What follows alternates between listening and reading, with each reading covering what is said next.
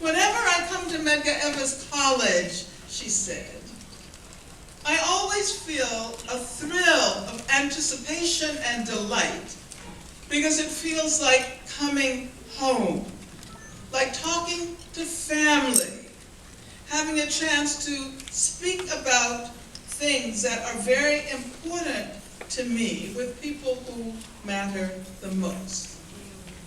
But as with all families, we sometimes find it difficult to deal constructively with the genuine differences between us and to recognize that unity does not require that we be identical to each other. Unity does not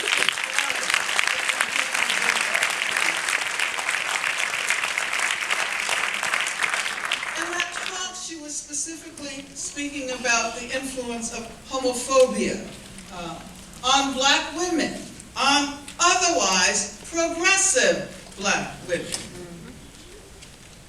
She worked hard to pull apart the assumption that sameness was a prerequisite for unity. And 20 years after her death, we continue to rely on her insights, whether we acknowledge them or not. We continue to rely on her insights whenever we attempt to imagine and organize radical movements that bring together people across racial, gender, sexual, national borders. And of course, there are important feminist ideas which assist us in our research and our activism that would have been unimaginable without the contributions of Audre Lorde. And this notion of the creative power of difference is one of them. Western cultures have had a hard time allowing difference to do its work.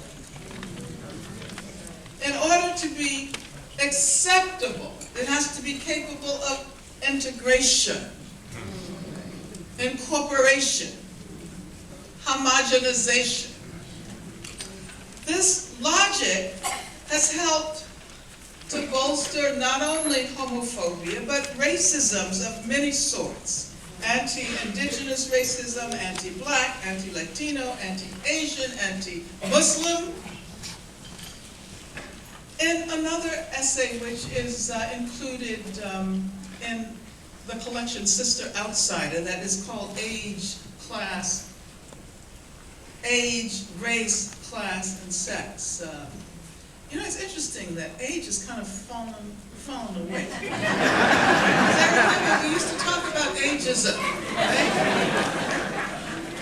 So, especially those of us who are growing older need to bring it back. But in that amazing essay, Age, Race, Class, and Sex, she wrote, the need for unity is often misnamed as a need for homogeneity. The need for unity is often misnamed as a need for homogeneity.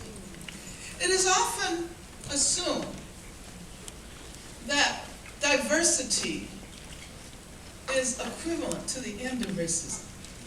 I mean, somehow or another, we sought to name the process of moving toward justice. And it seems that once the word diversity entered into the frame, it kind of colonized everything else. And all we talk about now is diversity. And sometimes it means integrate different looking people into a process that remains the same.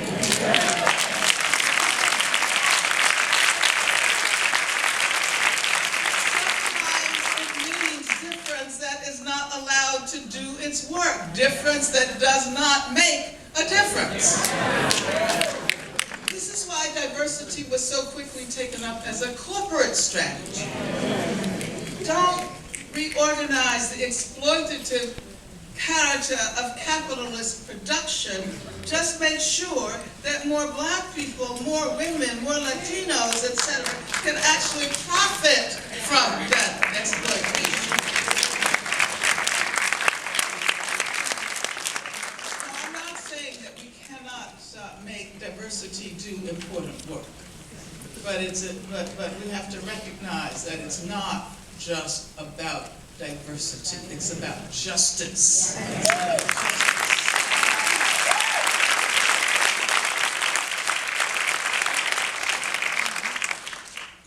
And another very important essay that is in the collection, Sister Outsider, it's perhaps the most well-known of her essays, The Master's Tools.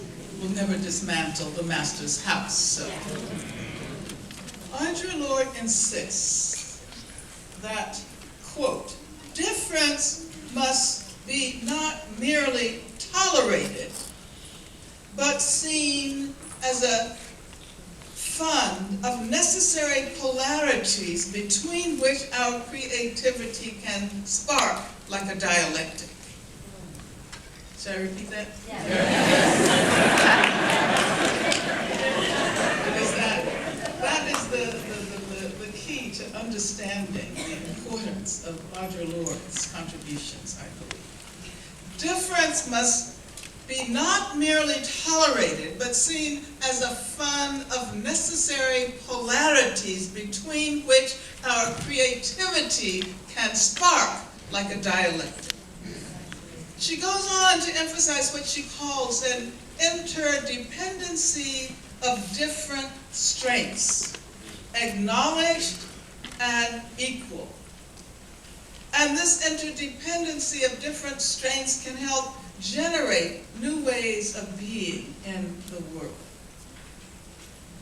And so she urges us to grasp the notion of a creative potential of difference rather than a destructive potential of difference. See, insistence on interdependency instead of hierarchy, and the idea of uncharted worlds, new ways of being that remain, all of these ideas remain absolutely essential to radical thought and action in the 21st century. The notion of difference as generative, as productive, as creative, militates against some of the basic underpinnings of Western logic. And they have become ideological frameworks of normality. Audre Lorde constantly urged us to think beyond the normal, the normalized, I should say, beyond the acceptable. The fact that she always introduced herself as a black, lesbian, feminist, mother, warrior, poet was an effort to demystify assumptions that these terms cannot inhabit the same space. Black and lesbian, lesbian and mother, mother and warrior, warrior and poet. She insisted on what you might call a politics of articulation, a politics of articulation that became the very groundwork of what came to be regarded as the feminist methodology of intersectionality.